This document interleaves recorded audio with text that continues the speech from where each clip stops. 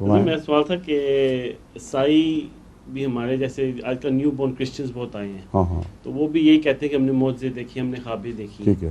تو یہ درست بات ہے کہ انہوں نے بھی کہ نہیں، تبلیغ کیسے کریں جب یہ کہتے ہیں؟ موزے جو دیکھیں کو دکھاؤ ہمیں بھی بتاؤ.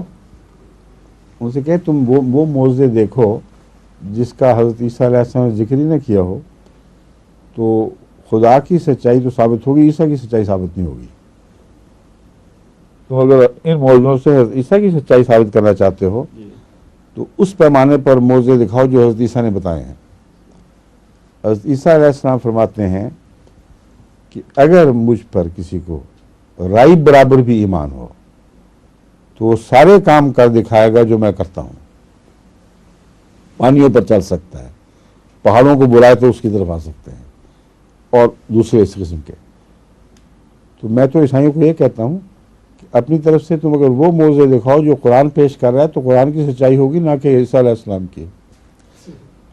وہ دکھاؤ جو حضرت عیسیٰ نے پیش کیے ہیں.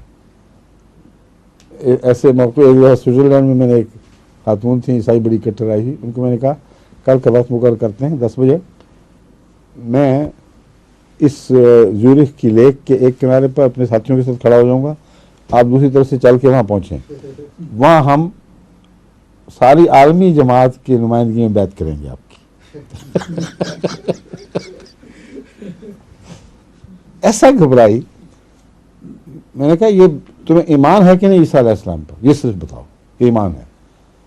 میں نے کہا پھر یا تم جھوٹی یا نعوذ باللہ من ذالک وہ جھوٹے.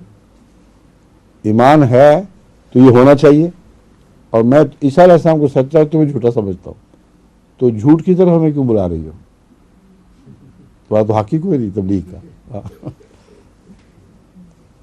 اس طرح پکڑیں ان کو.